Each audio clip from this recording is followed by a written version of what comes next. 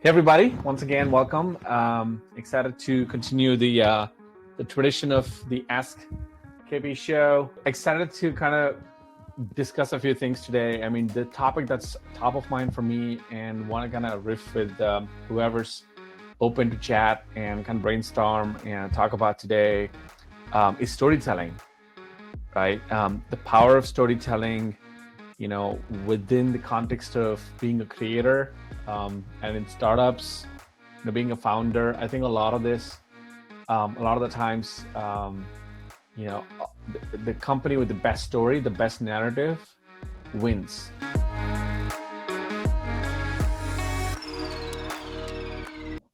Hey, Sean. I had a quick question. Is it bad practice to you to try and test multiple stories?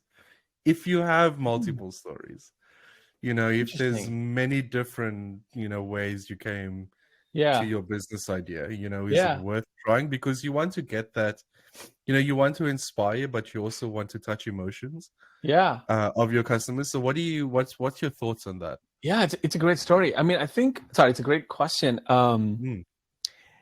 Usually there's only one story that's closer to the truth and that you're afraid to tell. Right. I would go lean into that direction, and so I've been binge watching a lot of Brené Brown stuff. So she talks about vulnerability and courage, and she talks about this thing where, what is brave, what is being brave without risking something, without having some level of vulnerability or emotional exposure. So I would probably pick the version of the story that has a bit of emotional exposure, that you don't want to put it out there. You don't want to, confess that you're not strong, confess that you haven't figured it out or whatever, but let that come out. It's okay. Show some skin is what I'm trying to say. Let that come out. And because you're infinitely more relatable in that context than when you come off a bit more of, I knew this kind of thing. So if I have to choose between the 4 or 5 versions of the story, I would probably pick the one that has a bit more emotional exposure and humility, and test it out. I wouldn't test all the stories, but I think you'll know what's the one that you know which one. Telling. Okay. Yeah, I like that. Yeah, cool. So you know what? I won't waste more of your time, KP. I'll have Philip come up. Thank you. Thank you so much, man. Love the hat.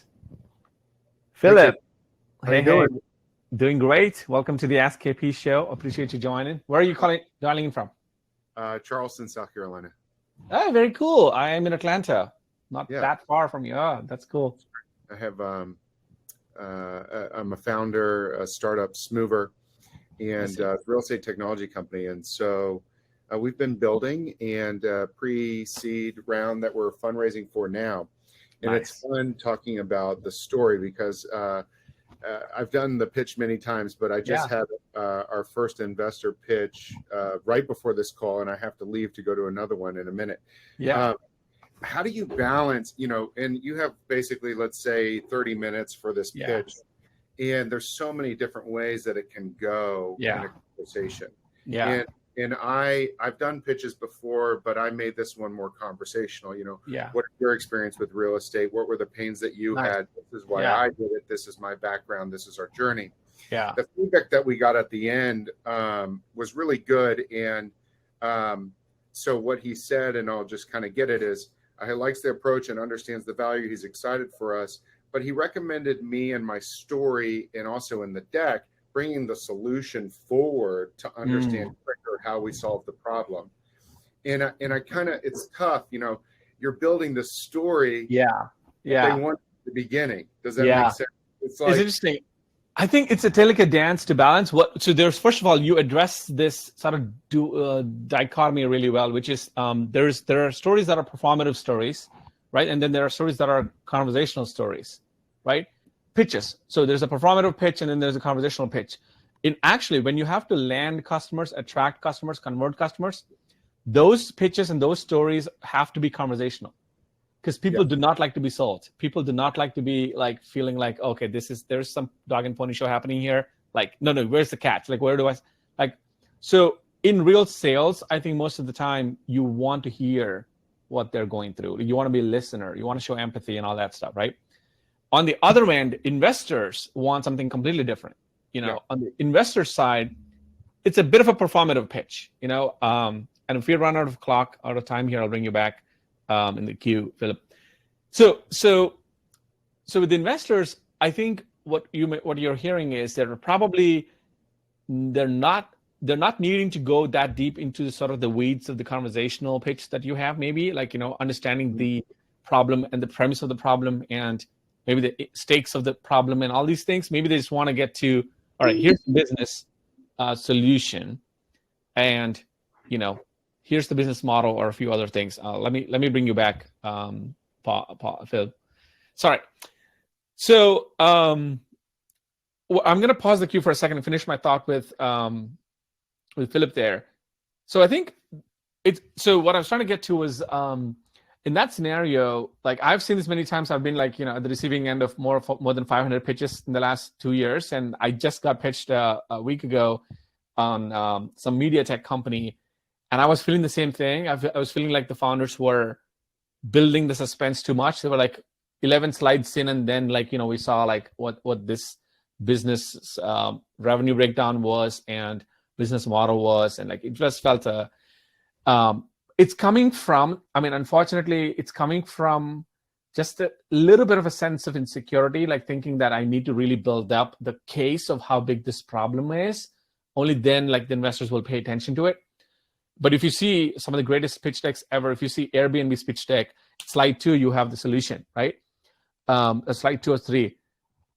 Because YC, you know, forces you to not take more than 3 slides to get to the solution. And that's a very, very, I think, good standard to follow. You should not go more than 3 slides to get to the solution, because, you know, of course, you know, when you're backed by YC, you have the confidence to do whatever you want, right? But generally, what I'm trying to say is, the investors you want on your cap table, the investors you want money from, should be the ones who actually get what you're doing from just the one line on the homepage. They should understand what's happening already. So the build-up is not necessary. They're just like looking to see if there are any red flags in the deck, or if there are any areas that you need to work on or strengthen the pitch a bit more, but you need to get to the point straight away. Because in that conversation, it's more of an executive summary, right, with these investors, less of a dramatic pitch like Steve Jobs on the stage with the iPhone launch, right? There are moments for that, you know, for example, a demo day may be that, you know, scenario, but like in a business transaction scenario, like an investor pitch, I think you probably are better off just kind of keeping it dry a bit compared to like the grand pitch that you would give on public stage. Hey, KP. Hey. Jerome, good to see you, man. How are you? Yeah, I'm doing great. Super excited to be here. Yeah, thank you. Yeah. I appreciate you joining. And I saw the email. Looking forward to our demo later. But yeah. Fantastic. I'll be quick because I've got 2 minutes. So when you build your story, like, is it a good time now, while we are starting up and building the product and all that, to try different stories, do unscalable things, and nail it on few stories? Yeah, I fully agree. And especially like the phase where you're in 0 to 1, before some reporter writes a story about you that is hard, that's already published, and it's hard to go back and recorrect it. I think it's just the greatest time ever to brainstorm and workshop some stories. So if you notice, like, you know, a lot of what I tend to do is, before I publish my newsletter next Tuesday, this is me workshopping what my story would be in the newsletter. So every chance you get, I'm actually very selfish. Like, I ask people to ask me questions because I want to workshop how I react to people. And sometimes when you have a particular theory in your head, a particular opening, particular hook, it's actually always good to like kind of drop it in a casual conversation to see the reaction, right? And sometimes I do this with my own wife. Like, sometimes I just casually like show her like a opening image and say, hey, is this landing? Like, would you scroll past it? And she'll be like, yeah, I'd scroll past that. I'm like, damn, I got to do better. So that's why our communities are great, like entrepreneurship communities, right? Because every person there is not only, you know, like a busy human being. Entrepreneurship, like, founders are busy, so they're a good target audience to test, you know, some of the stuff because they're busy. But also, they're more like me and you, where we will tell you what is working, what's not working, candidly. So. Okay. And do you think it would be a good idea to start a separate channel on storytelling and brainstorming? Because on, I you mean on you mean like a Slack or something, or on day one Yeah. Slack. yeah, I mean, I think you could recommend that to Emily. Yeah. It could be a good idea. Uh-huh. But I think what would be beneficial for you is, just kind of like what I remember listening to your pitch. It had a bit of a pull, which is great. That's why I resonated immediately. Okay.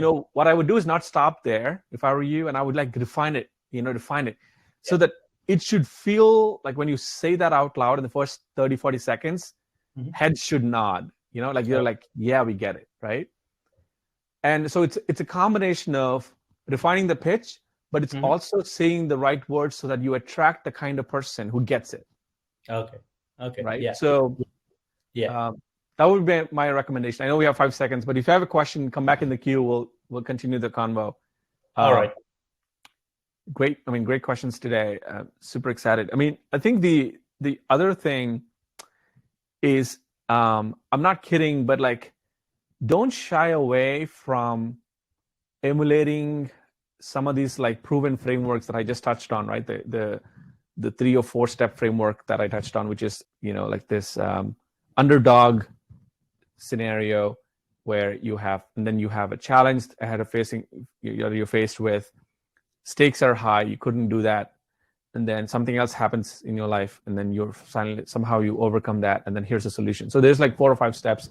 I think I can articulate this better maybe in the newsletter, but actually take the time to map what happened in your life to some of these sort of totem poles or milestones in the story arc, right?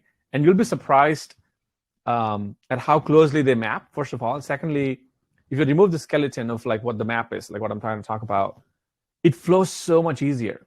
It flows like so much easier. And a great story is like a song. Like when you write a new song, you're never gonna like come up with your own like rules of the song, right? You try to follow what's a pattern that's working. You try to, like, if you're in a particular genre like hip hop, you follow the bars, you follow the rhythm, and you're like, okay, this is how people write. So essentially what's happening is there are a few thoughts in your head about what you want to say, and there's proven frameworks on which people seem to be resonating with. So you just pick one proven framework, and then you try to express yourself through that framework. That's what's happening there.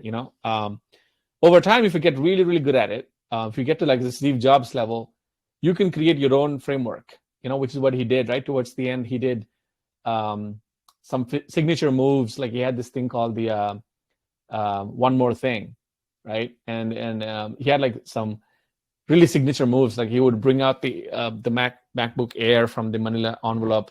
That was a unexpected move. So you can always like surprise them, wow them later through your own moves. But I think it's super underrated how much how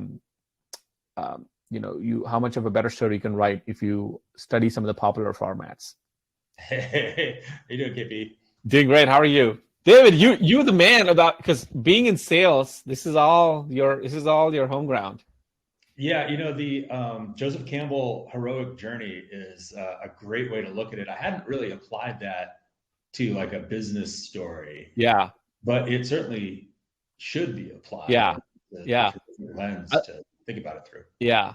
Oh, after our 3 minutes, I'll like share how I applied that to the last newsletter that I wrote, and it'll look funny to you because when I break it down, it looks like, oh my God, it's so mechanical, but like that's how stories are written, So. Yeah, for sure. Yeah, the Hollywood, little black book of the screenplay magic is right. Is that monomythical journey where somebody goes out, gains knowledge, brings it back, and yes, you think about it with our founder Vinny. It's like founding multiple companies and then getting into crypto and like finding his fortune and then coming back and saying, hey, here are my experiences and building the next great thing. That's one way to. So even when I'm doing the podcast, right, the Building Public podcast, I try to frame the questions so that I extract those milestone answers from people. Because when I then edit them together, it feels like there's a natural ascend to the story.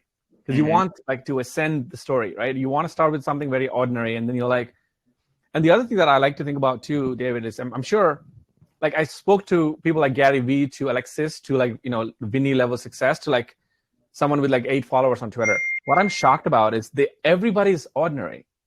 It's just that these people have chosen to narrate their past in a way that inspires them, you know? And it's been like shocking to me how, and so I like actually think about what were some parts of my past that happened that I just take for granted, you know? But there's some gold in there, right? Because your past is your fortress. And if you think about it, there's some hidden nuggets in there that you're not really leveraging as inspiration. And the moment I found that insight, it changed everything. Yeah. Yeah. I mean, what I like about being at companies where you're finding your way and starting a company and nobody's heard of it before, and I've had the, experience of doing this in multiple companies right. pretty well, right. Is that you just talk to people about it all the time, Yeah. And then you find what works and you get your feel for what the narrative is that gets people asking more questions and following up. So being externally focused forces you to do that, but really anybody can do that with their community. And I have a question for you before my time runs out. Yeah. It's kind of fascinating, the story of founders and the story of companies, and they're so intertwined, obviously, but there is at some level the company story. Yeah. How much are those joined or not joined? Great question. Damn. You just dropped the bomb with the last one. I think I'm personally fascinated like a little bit more towards the founders and the entrepreneur stories myself, David, because I'm always like sort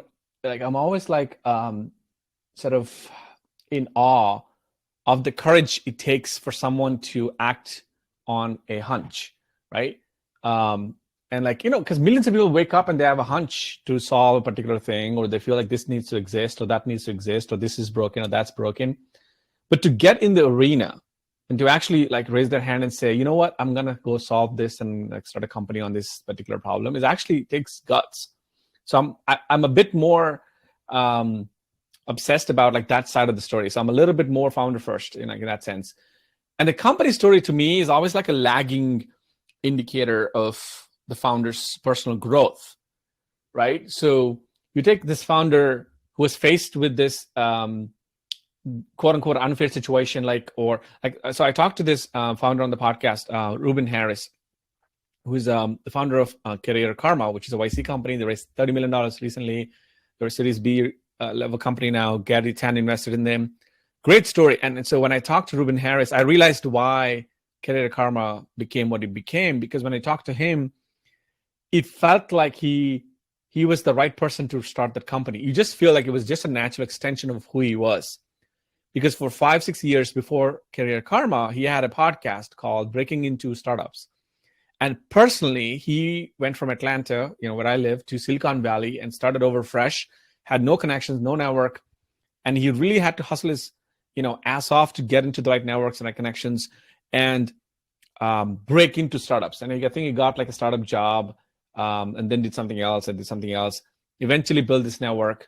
And he thought that this path that he took was so curvy and loopy and like frustrating that a lot of people would have given up halfway through.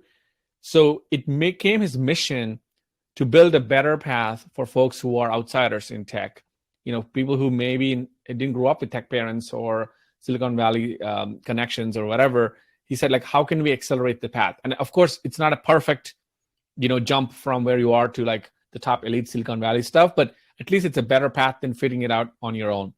And so he expressed this desire, like while he was doing the podcast, he did like 400 episodes. In every interview, he was interviewing average people, ordinary people who were blue collar workers, and asking them, how did you break into Yahoo? Or how did you break into Google? How did you get your first job at whatever tech startup? And then after hearing more and more of these stories, he just thought, this is broken. Like there's so much personal pain in this.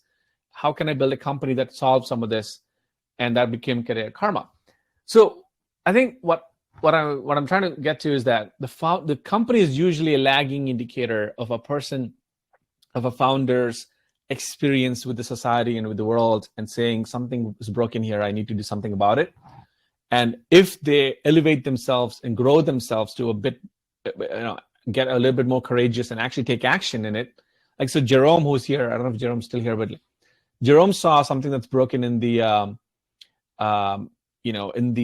sort of BDD situation where it's the business requirements document, I think business design document or something, where he saw a very clear glaring gap between, what the business people want, like marketers or salespeople or business people, and what the engineers are actually designing. And there's a huge delta between what they think they want versus what the engineers are designing because of a communication gap.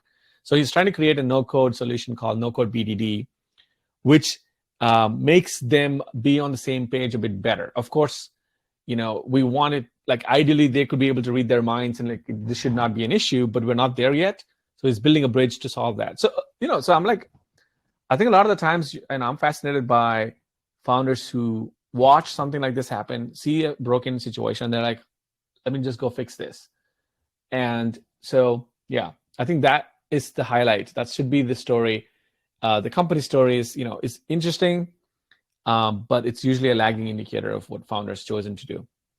So I super appreciate all of your attention, all of your, questions. Thank you, David, Phil, and Sean, and, Jerome.